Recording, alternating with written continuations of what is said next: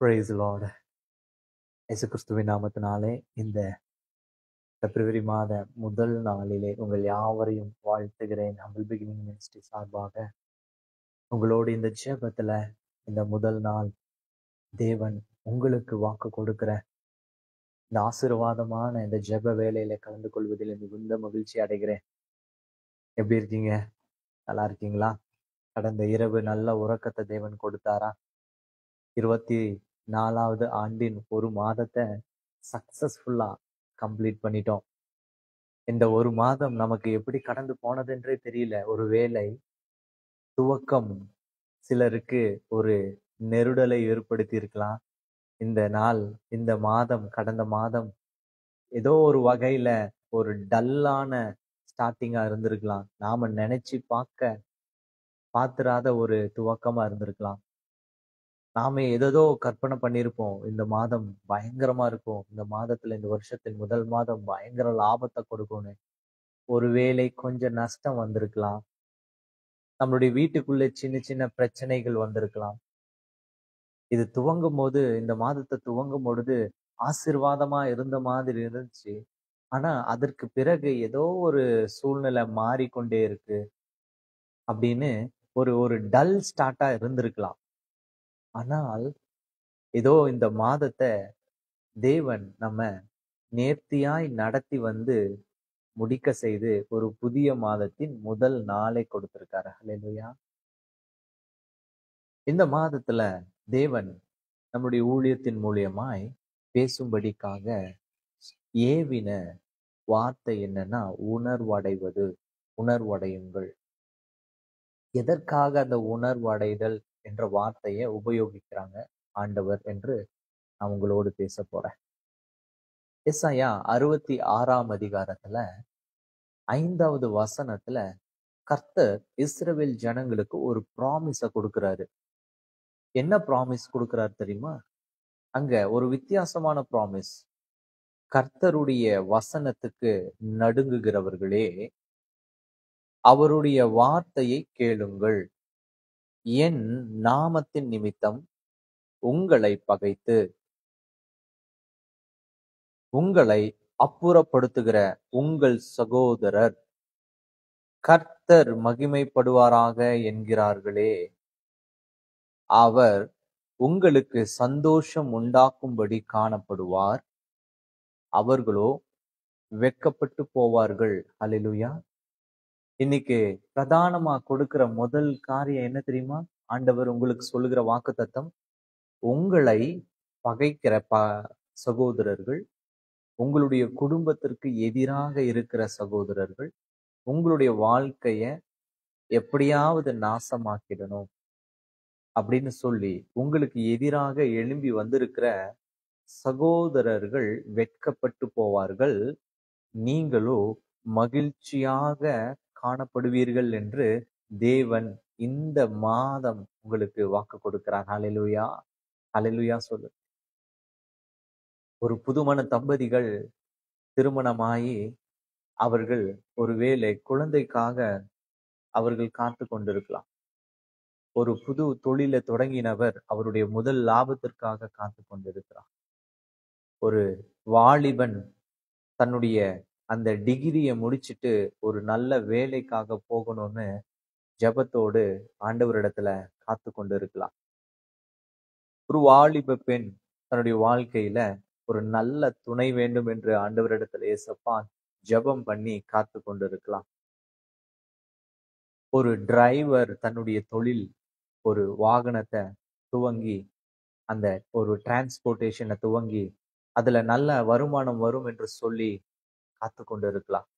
ஒரு மருத்துவர் ஒரு மருத்துவமனை சேவையில தனக்கு ஒரு நல்ல உயர்வு கிடைக்கும் என்று சொல்லி காத்து கொண்டு இருக்கலாம். ஒரு போலீஸ்மேன் அவர் செய்கிற வேலையில, அவர் செய்கிற தொழிலில உண்மையும் உத்தமமாய் நடக்க வேண்டும் என்று சொல்லி காத்து கொண்டிருக்கலாம். ஒரு கவர்மெண்ட் சர்வன்ட் தான் செய்து கொண்டிருக்கிற ஒரு அந்த அந்த பப்ளிக் சர்வீஸ்ல தன்னை முதன்மையாய் நிறுத்தி இன்னும் அதிகமா செய்யணும் என்று சொல்லி காத்து கொண்டிருக்கலாம். ஒருவேளை நீங்கள் யாரா இருந்தாலும் இன்றைக்கு கர்த்தர் சொல்லுகிறது என்ன தெரியுமா? நீங்கள் செய்கிற வேலைக்கு தடையா இருக்கிற சகோதரர்கள், அவர்களை எதிரின்னு கூட ஆண்டவர் சொல்லல. அவர்களும் சகோதரர்களே என்றுதான் சொல்றார். ஒரு சகோதரி என்னோடு பேசும்போது அவர்கள் எனக்கு சொன்னாங்க, பிரதர், நான் திருமணம் பண்ணிக்கிற வயதுல இருக்கேன். நான் ஒரு தொழில் செஞ்சிட்டு இருக்கேன். நான் திருமணம் செய்கிற வயதுல இருக்கேன். எங்க வீட்டுல 2 பேரு, நானும் என்னுடைய சகோதரனும். ஆனா என்னுடைய சகோதரன் திருமணம் செய்து இப்பொழுது எனக்கு மிகுந்த தொல்லையை கொடுத்து கொண்டிருக்காருன்னு சொன்னாங்க. அப்போ எனக்கு புரியல. அவங்க கிட்ட கேட்டா, அது உங்களுடைய கூட பிறந்த சகோதரனான்னு கேட்கும் பொழுது, ஆமா பிரதர், என்னோட கூட பிறந்த சகோதரன் தான் எனக்கு ரொம்ப பிரச்சனை கொடுக்குற, ரொம்ப தொல்லையை கொடுத்துட்டு இருக்காருன்னு சொன்னாங்க. என்னம்மா, என்ன பிரச்சனை, என்ன தொல்லை உங்களுக்கு கொடுக்குறாருன்னு கேட்கும்போது, அவரு திருமணம் செய்து கொண்ட ஒரு பெண்ணோ ஒரு லெஸ்பியன். அதனால இப்போ என்ன சொல்றாருன்னா, அவர் என்ன திருமணம் செய்யணும், என்னோட நீ இருக்கணும் அப்படின்னு சொல்லி என்னை கட்டாயப்படுத்துறாரு அப்படின்னு சொன்னாரு. நான் அதிர்ந்து போயிட்டேன். அப்ப அந்த அம்மா கிட்ட நான் மறுபடியும் அந்த சகோதரி கிட்ட மறுபடியும் கேட்கிறேன், மறுபடியும் ஒரு டைம் சொல்லுங்க, நீங்க அண்ணன் அப்படின்னு சொல்றது, சகோதரன் அப்படின்னு சொல்றது உங்களுடைய கசின்ஸா அல்லது உங்களுடைய தாயோடு பிறந்த கூட பிறந்த சகோதரனான்னு கேட்கும்போது அந்த பெண் அழுது கொண்டே சொல்றாங்க, என்னோடு கூட பிறந்த சகோதரன் பாஸ்டர், என்னோடு கூட பிறந்த சகோதரன் தான் என்னை இப்படி செய்யணும், இப்படி என்ன என் கூட இருக்கணும்னு சொல்லி என்னை கட்டாயப்படுத்துறாரு. என்னுடைய வாழ்க்கையே நரகமா இருக்கு அப்படின்னு சொல்றாங்க. இத்தனைக்கும் அவங்க நல்லா படிச்சு ஒரு ஒரு டாக்டரா இருக்காங்க. She is a doctor. அப்ப நான் கேட்டேன், ஏம்மா நீங்க இவ்வளவு படிச்சிருக்கீங்களே, ஒரு டாக்டரா இருக்கீங்க, இந்த சமுதாயத்துல நீங்க ஒரு ஸ்டாண்டர்டான இடத்துல இருக்கீங்க, உங்களுக்கே இப்படி ஒரு சூழ்நிலை வருது, இதை கடந்து போக உங்களால முடியாமல் இருக்கே அப்படின் போது அவங்க சொல்றாங்க, என்னுடைய ஃபேமிலி ஸ்ட்ரக்சர்ல எவ்வளவு நான் பாடுபட்டுட்டு இருக்கேன்னு ஆண்டவருக்கு தான் தெரியும். என்னுடைய வயசான 2 அம்மா அப்பா, அவர்களை நான் தான் கவனிச்சிட்டு இருக்கேன். இப்போ அதிகமான பிரச்சனை. இதை நான் சொல்வதற்கு காரணம் என்னன்னா, என் சகோதரனே, என் சகோதரியே, நீங்க ஒருவேளை மற்றவர்களுக்கு கொடுத்து கொண்டிருக்கிற அந்த காயத்துடைய அளவு என்னவென்று தயவு செஞ்சு உணர்வடைங்க. ஒரு கவர்மெண்ட் சர்வெண்ட் அவர் உண்மையா இருந்தாலும், அவர் ஒழுக்கமா இருந்தாலும், நாம நம்மளுடைய வேலையை முடிக்க வேண்டும் என்பதற்காக, நம்மளுடைய வேலையை எப்படியாவது செய்து முடித்து விட வேண்டும் என்பதற்காக அவரிடத்துல போய், சார், ஒரு 1000 ரூபாய் கொடுக்குறேன் சார், நீங்க எனக்கு எப்படியாவது முடிச்சு கொடுங்க சார், ஒரு 2000 ரூபாய் ஆனாலும் பரவாயில்ல சார், எனக்கு எப்படியாவது இந்த வேலையை முடிச்சு கொடு அப்படி என்பது எவ்வளவு பெரிய ஒரு பாவம் உங்களுக்கும் அவருக்கும். ஒரு டாக்டர் கிட்ட போயிட்டு நாம அந்த டாக்டர் கிட்ட தவறான சர்டிபிகேட் வாங்குறது, டாக்டர் நான் இவ்வளவு லஞ்சம் கொடுக்குறேன், எனக்கு எப்படியாவது இப்படி ஒரு சர்டிபிகேட் எழுதிக்கொள். ஒரு தொழில் தொடங்குறோம், பொய் சொல்லி நாம ஒரு ஒரு இன்வெஸ்ட்மெண்ட் எடுக்கிறோம். இப்போ சில நாட்களுக்கு முன்பதாக V2 அப்படின்னு கோயம்புத்தூர்ல அநேகர் மாட்டிக்கிட்டாங்க, பாத்தீங்களா? அது என்ன? பொய்யான தகவல். ஒரு ஒரு மனுஷனுக்கு லாபம் தரோன்னு சொல்லி பொய்யான தகவலை கொடுக்குறாங்க. நீ இவ்வளவு கொடுத்தனா உனக்கு அவ்வளவு லாபம் கொடுக்குறேன், எல்லாம் நம்புறாங்க. நம்புனோன்னு அவர்களை அடிமைப்படுத்தி வைக்கிறது. அப்படிப்பட்டவர்கள் தயவு செஞ்சு கொஞ்சம் உணர்வடைங்க. சின்ன பிள்ளைகளை ஆபாசமாவே பார்க்கிற கண்கள் எத்தனையோ பேர் இருக்கீங்க. ஆபாசமாவே சின்ன பிள்ளைகளை பார்க்கிறது, அவர்களை பார்க்கிற இடங்கள், அவர்களை பார்க்கிற அந்த உணர்வு, தயவு செஞ்சு உணர்வடைங்க. தயவு செஞ்சு நீங்க உணர்வடைங்க. மற்றவர்களை எப்படியோ ஏமாத்தித்தான் பிழைக்கிற அந்த பிழைப்பை உடையவர்கள். நிறைய ஆட்டோ டிரைவர்ஸ், நிறைய நியூஸ்ல கேட்கிறோம். நம்ம நியூஸ் கேட்கும் பொழுது சென்னையில ஒரு ஒரு பேருந்து நிலையத்தை மாத்திருக்காங்க, கோயம்பேடுல இருந்து கீழம்பாக்கம்ட்டு ஒரு இடம். இப்போ இதை யாரு தெரியுமா லாபமா மாத்துறான்? இந்த ஆட்டோ டிரைவர்ஸ், டாக்ஸி டிரைவர்ஸ் என்ன செய்யறாங்க? மக்கள் கிட்ட இருந்து பிடுங்குற நேரம் இதுதான். எவ்வளவு லாபம் சம்பாதிக்க முடியுமோ அவ்வளவு சம்பாதிச்சிடலாம்னு சொல்லிட்டு அந்த மக்களை, அவர்களுடைய பணத்தை, அவர்கள் உழைத்து சம்பாதித்த அந்த பணத்தை எப்படியாவது பிடுங்கிடுறாங்க. 2000 ரூபாய் இங்க இருந்து கொஞ்ச தூரத்துக்கு 2000 ரூபாய், 3000 ரூபான்னு சொல்லி ஆட்டோ டிரைவர்ஸ் கொஞ்சம் உணர்வடை. நீங்க எவ்வளவு மற்றவர்களை ஏமாற்றி, மற்றவர்களை காயப்படுத்தி, மற்றவர்களுக்கு துரோகம் செய்து, மற்றவர்களை உபயோகித்து நீங்கள் உயர்ந்தாலும் அந்த உயர்வு உங்களுக்கு எதை தெரியுமா உண்டாக்கும்? அங்க ஏசாயா 66:5 சொல்லுது, அவர்களோ வெட்கப்படுவார்கள், நீங்களோ மகிழ்ச்சியா இருப்பீர்கள். ஹல்லேலூயா. ஒருவேளை என் சகோதரி, நீங்க இழந்து போயிருக்கலாம். உங்களுடைய சமாதானத்தை நீங்க இழந்து போயிருக்கலாம். உங்களுடைய சரீர பலனை மற்றவர்களால இழந்து போயிருக்கலாம். உங்களுடைய நிம்மதியை இழந்து போயிருக்கலாம். உங்களுடைய நிலத்தை இழந்து போயிருக்கலாம். உங்களுடைய கணவரை இழந்து போயிருக்கலாம். உங்களுடைய பிள்ளைய நீங்க இழந்து போயிருக்கலாம். ஆனா தேவன் என்ன தெரியுமா சொல்றாரு? உன்னிடத்துல இருந்து அதை அதை பறித்து கொண்டவர்கள் வெட்கப்பட்டுத்தான் போவார்கள். அவர்கள் சந்தோஷமா இருப்பதில்லை. ஆனால் நீங்களோ மகிழ்ச்சியா இருப்பீர்கள். மகிழ்ச்சியா இருப்பீங்க. இந்த சமாதானமான வார்த்தை இந்த பிப்ரவரி மாதத்துல தேவன் நமக்கு தரார். அப்போ நீங்க உடனடியா கேட்கலாம், மாஸ்டர் அப்போ இன்னைக்கு சந்தோஷம் தானா? ஏதோ நாங்க ஏமாற்றப்பட்டிருக்கேன், நான் ஏமாந்து போயிருக்கேன், நான் விழுந்து போயிருக்கேன், நான் நோயால கஷ்டப்படுறேன், நான் இந்த மாதிரி தொழில் செஞ்சு மற்றவர்களால ஏமாற்றப்பட்டேன், நான் இப்படி நஷ்டம் அடைஞ்சிருக்கேன். அப்போ எங்களுக்கெல்லாம் ஆண்டவர் இந்த பிப்ரவரி மாதத்துல உடனடியா சந்தோஷத்தை கொடுத்துருவாரா அப்படின்னா, உங்களுக்கு முதல் காரியத்தை என்ன தெரியுமா சொல்றாரு? கர்த்தருடைய வசனத்துக்கு நடுங்குகிறவர்களே என்று அவர் கூப்பிடுறார். யார் ஒருவர் கர்த்தருடைய வசனத்துக்கு நடுங்குகிறார்களோ, பயப்படுகிறார்களோ, தேவனுடைய வசனம் மகத்துவம் உள்ளது என்று நினைக்கிறார்களோ, அவர்களை தேவன் சுட்டி காட்டுறார். அவருடைய வார்த்தையை கேளுங்கள். நம்ம முதல்ல கர்த்தருடைய வார்த்தைக்கு நடுங்கணுமா? என்னைக்காவது நடுங்கி இருக்கீங்களா? ஊழியனை பார்த்தாலே நம்ம என்ன தெரியுமா செய்வோம்? ரோட்ல அப்படியே பார்க்காத மாதிரி கடந்து போவோம். ஞாயிற்றுக்கிழமை சபைக்கு வரும்பொழுது ஸ்தோத்திரம் பாஸ்டர் அப்படின்னு சொல்லுவோம். ஒரு நடுக்கம் கிடையாது, ஒரு பயம் கிடையாது, ஒரு தேவனிடத்துல ஒரு பரிசுத்தம். ஆனா ஆண்டவர் சொல்றாரு, இந்த நன்மையெல்லாம் நான் உனக்கு இந்த மாதத்தில் தருவேன். பிப்ரவரி மாதத்துல கட்டாயம் இந்த நன்மையை செய்வேன். அழுது கொண்டு இருக்கிற மனசுக்குள்ள வேதனையை வச்சு வெளியில சொல்ல முடியாத அருவருப்பான காரியம், மற்றவர்களோடு பகிர்ந்து கொள்ள முடியாத காரியங்கள் உனக்குள்ள இருக்கிறது. கவலைப்படாது. உனக்கு அதை யார் செய்கிறார்களோ, யார் இந்த துக்கத்தை ஏற்படுத்துகிறார்களோ, அந்த சகோதரர்களை வெட்கப்படுத்துவேன். ஹல்லேலூயா. ஆண்டவர் பாருங்க, நமக்கு எதிரிகளை, நமக்கு துன்பத்தை கொடுப்பவர்களையும் என்னதான் சொல்றாரு? சகோதரர்கள். அப்படிதான் சொல்லப்பட்டிருக்கு. என் நாமத்தின் நிமித்தம் உங்களை பகைத்து உங்களை அப்புறப்படுத்துகிற உங்கள் சகோதரர்.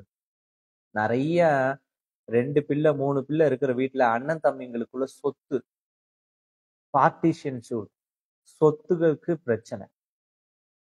அந்த நாள் வரைக்கும் வளர்ந்து வரும்பொழுது என் அண்ணன் என் தங்கச்சின்னு வளர்ந்து வந்தவங்க திருமணம் ஆனதுக்கு அப்புறம் நீ யாரோ நான் யாரோ, அது என் அப்பா வீட்டு சொத்து, அதுல பங்கு ஒழுங்கா கொடு அப்படின்னு சொல்லுவோம். இல்லைன்னா ஒருவேளை அண்ணன் என்ன திரும்ப சொல்லுவாரு, நீங்கள பொட்ட பிள்ளைங்க, உங்களுக்கு அப்பா நகைய போட்டு கல்யாணம் பண்ணி துரத்திட்டாரு, அதனால இந்த சொத்து எல்லாமே எனக்கு அப்படின்னு அவர்களுடைய அந்த பகுதியையும் ஏமாற்றி அபகரிக்கிறாங்க. ஆண்டவர் எல்லாவற்றுக்கும் நியாயம் விசாரிக்கிற தேவன். எல்லாவற்றையும் நியாயம் விசாரிப்பார். உன்னுடைய வேலையில நீ ஏமாந்து போன இடத்துல, உன்னுடைய குடும்பத்துல, உன்னுடைய சூழ்நிலைய, உன்னுடைய மருத்துவ செலவு, மருத்துவர்கள் உங்களை விசாரிச்சு, ஒருவேளை மருத்துவமனையில உங்களை விசாரிச்சு உங்களுக்கு அந்த நோய்க்கான அந்த செலவினத்தை கொஞ்சம் அதிகமா போடலாம். நீங்க நினைக்கலாம், நாம இவ்வளவுதான் செலவு பண்ணுவோம்னு நினைச்சு மருத்துவமனைக்கு போயிருப்போம். ஆனா அங்க மருத்துவ செலவோ எவ்வளவா இருக்கு தெரியுமா? நாம நினைச்சு பார்க்காத அளவுக்கு ஜாஸ்தி இருக்கும். அப்போ என்ன செய்வான் ஆண்டவரே? எசப்பா நான் என்ன செய்வேன்னு நீங்க பயந்து கலங்கி போயிருக்கலாம். ஒரு நடுக்கத்துல இருக்கலாம். 2 பேருக்கும் தேவன் எச்சரிக்கையை கொடுக்கிறாரு. உங்களுக்கு என்ன தெரியுமா சொல்றாரு? என் வசனத்துக்கு நடுங்குகிறவர்களேன்னு உங்களை அடையாளப்படுத்துறாரு. 2வது என்ன தெரியுமா சொல்றாரு? உங்களுடைய சகோதரர்கள் உங்கள பகைக்கிறாங்க தெரியுமா? உங்களிடத்துல இருந்து அபகரிக்கணும்னு நினைக்கிறாங்க தெரியுமா? அவர்களுக்கு ஒரு எச்சரிக்கையை கொடுத்து நீங்கள் வெட்கப்பட்டு போகிறீர்கள். நீங்க வெட்கப்பட்டு போவீர்கள் என்று அவர்களையும் எச்சரிக்கிறார். இந்த நாளின் செய்தி. இந்த பிப்ரவரி மாதத்தின் முதல் நாள். நாம எந்த ஒரு காரியத்திலும் நம் தேவன் நமக்காக செய்வார் என்ற ஒரு நம்பிக்கையும் விசுவாசமும் நமக்கு இருக்கு. கடந்த மாதத்துல முன்னமே சொன்னது போல ஒரு ஒரு ஷேக்கிங் ஸ்டார்ட்டா இருந்திருக்கலாம். ஒரு ஷேக்கி ஸ்டார்ட்டா இருந்திருக்கலாம். ஒரு துவக்கம் ஒரு மாதிரி ஒரு ஒரு நிலை இல்லாததான், ஒரு நல்ல லாபம் கிடைக்காததா இருக்கலாம். ஆனால் இந்த மாதத்தை தேவன் கட்டாயமாக நீங்கள் சுதந்தரிக்கும்படிக்காக, நீங்கள் ஆசிர்வதிக்கப்படும்படிக்காக செய்வார். ஹல்லேலூயா. விசுவாசிக்கிறீங்களா? விசுவாசிச்சா எனக்கு கமெண்ட்ல ஆமென் என்று ஒரு கமெண்ட் வருமா? ஹல்லேலூயான்ற கமெண்ட் வருமா? நீங்க எதை அறிக்கை செய்றீங்களோ அதுதான் உங்களுக்கு. ஆனால் எல்லாவற்றிலும் பிரதானம், நீங்க அத ஆசீர்வாதத்தை பெற்றுக்கொள்ளணும்னா முதல்ல தேவனுடைய வசனத்துக்கு நடுங்குங்கள். தேவனுடைய வசனத்துக்கு நடுங்கணும். தேவனுடைய வசனத்துக்கு கீழ்ப்படியணும். தேவனுடைய வசனத்துக்கு உண்மையும் உத்தமமும் ஆயிரும். சரியா? அப்ப இந்த மாதம், பிப்ரவரி மாதம் உங்களுக்கு அளவில்லாத ஆசீர்வாதத்தை தேவன் கட்டாயமா தரப்போறார். தேவன் கட்டாயமா உங்க வாழ்க்கைக்கு, உங்க மனைவி, உங்களை விட்டு பிரிந்து சென்ற உங்க மனைவி உங்களோடு வந்து சேருவார். உங்களை புரியாமல் தவறா பேசின உங்களுடைய பிள்ளை உங்களோடு வந்து சேருவார். உங்களுடைய தாய் தகப்பன் திக்கற்றவர்களாய் விட்டவர்கள் கட்டாயம் நியாயம் விசாரிக்கப்படுவாங்க. உங்களுடைய நிலத்தையும் உங்களுடைய நகைகளை, உங்களுடைய பொருட்களை எல்லாம் அபகரித்து போனவர்கள் கட்டாயமா எடுத்துட்டு வந்து உங்களிடத்திலேயே கொடுப்பாங்க. உங்களுடைய பணத்தை அப்படியே மெதுவா திருடி கொண்டே இருப்பவர்கள் உணர்வடைவாங்க. இந்த மாதம் தேவன் உங்களுக்கு கொடுக்கிற வாக்குத்தத்தம் ஒன்றாகிலும் செய்யாதிருக்கும். எல்லாவற்றையும் அவர் உங்களுக்காக செய்து முடிக்க வேண்டும் என்று நினைக்கிறீங்களா? அப்போ தேவனுடைய வசனத்துக்கு நடுங்குங்கள். தேவனுடைய வசனத்தை இருதயத்தில் கொண்டிருங்கள். தேவன் சகலத்தையும் உங்களுக்கு இந்த மாதத்துல செய்யலாம். சகலத்தையும் செய்வார்.